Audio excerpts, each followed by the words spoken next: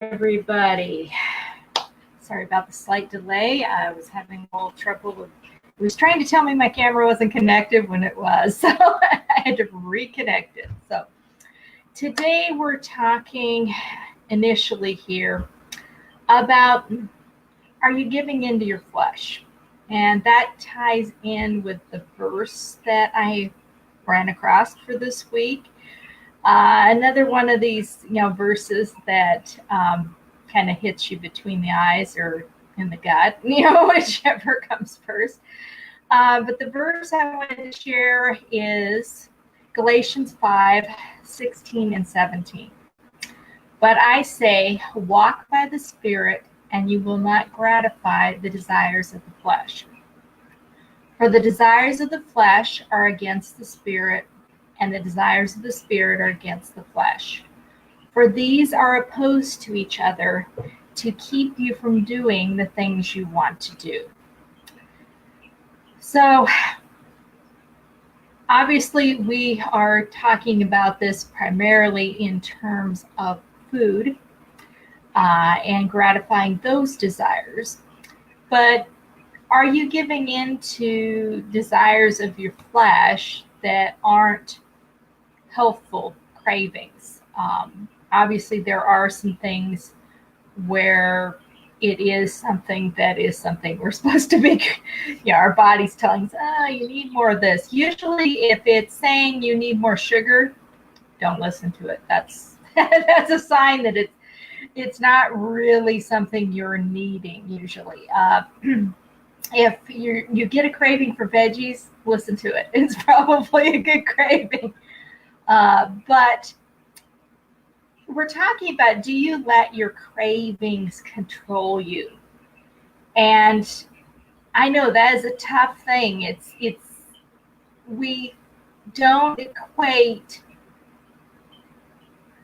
the severity or the significance of giving into our cravings sometimes when we know they're not good for us with the spiritual component of that.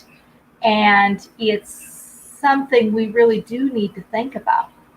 God wants more for us than that we are just living a life that is not what he would have for us, that is not accomplishing what he wants us to accomplish. What does God want you to do with these desires? And what are they stopping you from? What does he want you to do that you may not be doing because you're getting sidetracked regularly by your body and the things that you're thinking it wants and needs but may not actually need?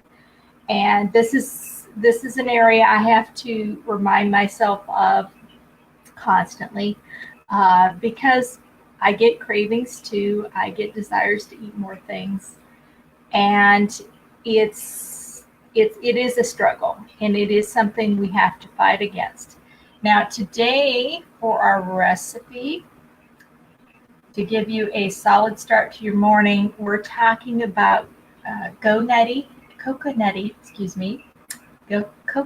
Cereal. And this is basically one serving.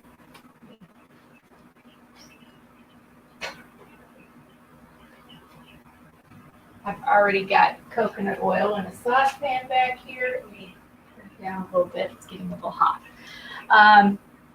But you put a small pan on a medium heat and 2 tablespoons of extra virgin coconut oil. And then this is about 1/3 of a cup of chopped walnuts and another 1/3 of a cup of almonds. And we're basically roasting those in the pan.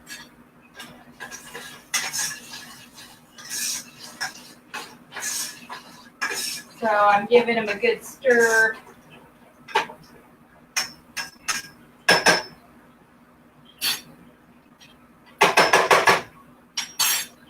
Letting those cook for a minute. This is one of those basic hot cereals that you can use. And we're just letting those roast a little bit. After that, I will be adding in 1/4 cup of fine coconut flake into that. And also a couple drops of stevia.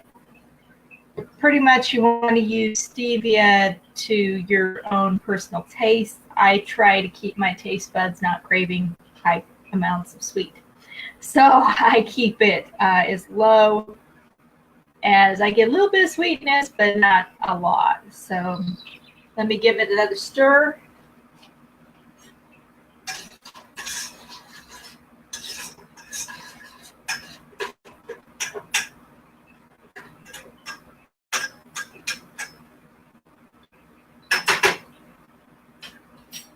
And you can do this with other forms of fat. You could even do it with butter if you wanted to go for true decadence.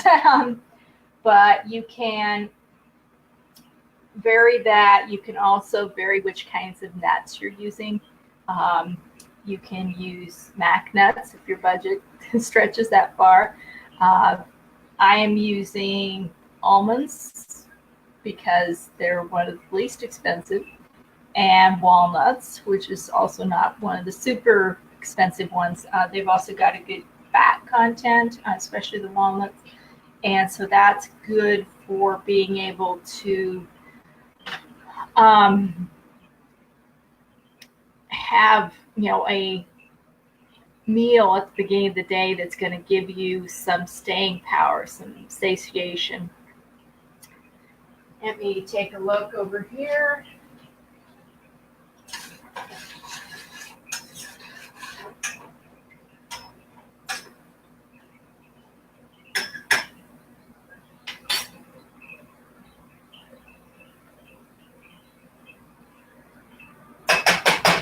I'm going ahead and putting the coconut flake in there.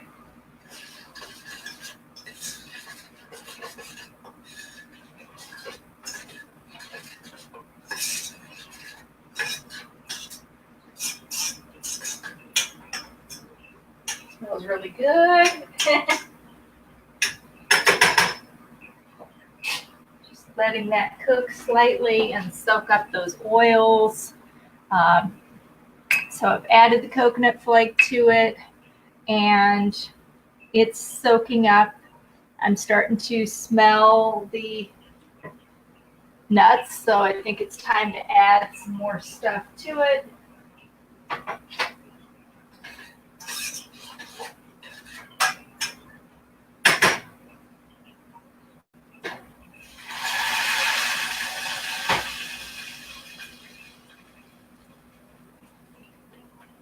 So I just added the coconut milk to it.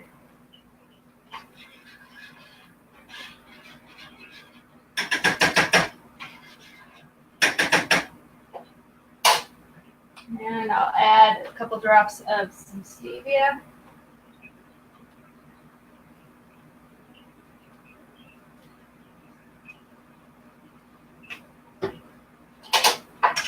Stir that in.